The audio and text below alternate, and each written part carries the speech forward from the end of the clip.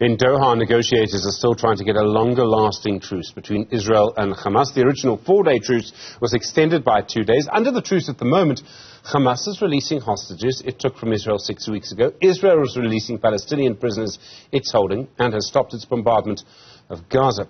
As you know, the figure, of course, continues to change, but around 14,800 Palestinians have been killed by Israeli military action. 1,200 Israelis were killed in those Hamas attacks.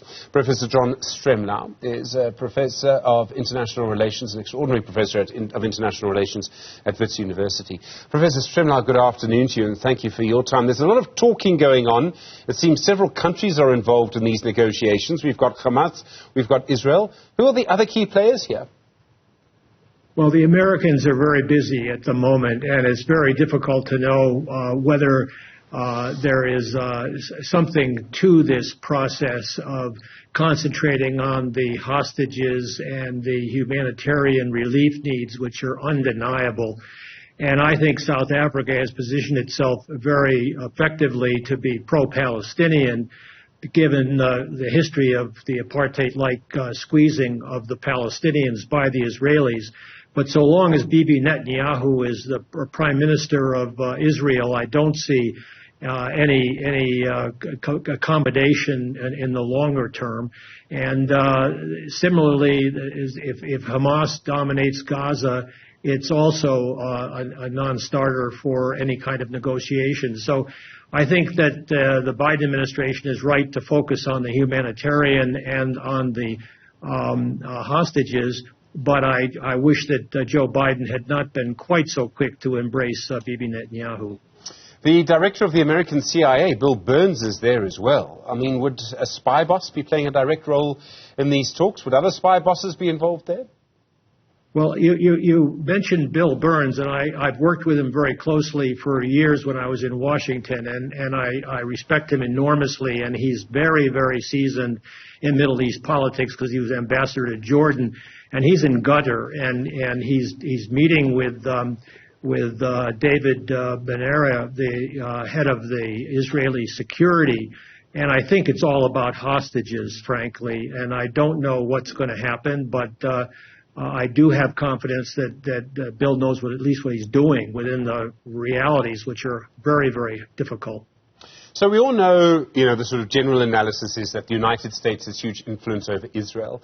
Is there anyone who plays that role for Hamas? And I suppose the obvious first question to ask, would that be Iran that would have a big influence over Hamas? Well, there are three conflicts. One in Israel between those who favor the hard right government of the moment and other Israelis who are very passionate about getting a two-state solution and getting beyond this and getting some normalcy. And then in the Palestinian community, which has been squeezed for 70 years, there is a lack of any kind of leadership. And then there's the geostrategic, and we don't know what Iran is doing or whether they were surprised as the rest of us were by the Hamas attack against Israel, which showed that the defenses were down, and Netanyahu's yet to pay for that failure. But we just don't know, Stephen, if geostrategy is going to be improved, because the Gulf states seem to be ready to engage Israel, provided Israel backs off on this terrible pressure on the Palestinians. One of the key factors in Israel seems to be the families of the hostages. They put pressure on the government to focus on getting the hostages back rather than just waging war in Gaza. And they've sort of been quite transparent about this. We've been able to see that happen. But if all of those hostages are then returned, would that reduce the pressure on the Israeli government to maintain the ceasefire? There's a horrible equation to this, but if the Israeli hostages are returned, will that kind of almost increase the pressure in Israel to continue with the bombardment of Gaza? Well, here's where international public opinion and in public opinion in the United States, because America is very polarized and divided on this issue. You have the House of Representatives doing a gratuitous resolution of Israel's right to exist. Well, okay, Israel may well have established a right to exist, but on what terms? And how can they continue to treat the Palestinians as subhuman? And that's the real issue here. And getting beyond this tit for tat, eye for an eye, that no one's going to have an eye left or a tooth left after the revenge cycle continues indefinitely as it has so far. So maybe, just maybe, there'll be a break here, and all voices, including South Africa's, need to be raised about the injustices that have been perpetrated in this terrible conflict. And there are voices that are very loud and clear within the White House, within the Congress, and within the American people about the extremities that the Israelis have gone to in crushing Gaza.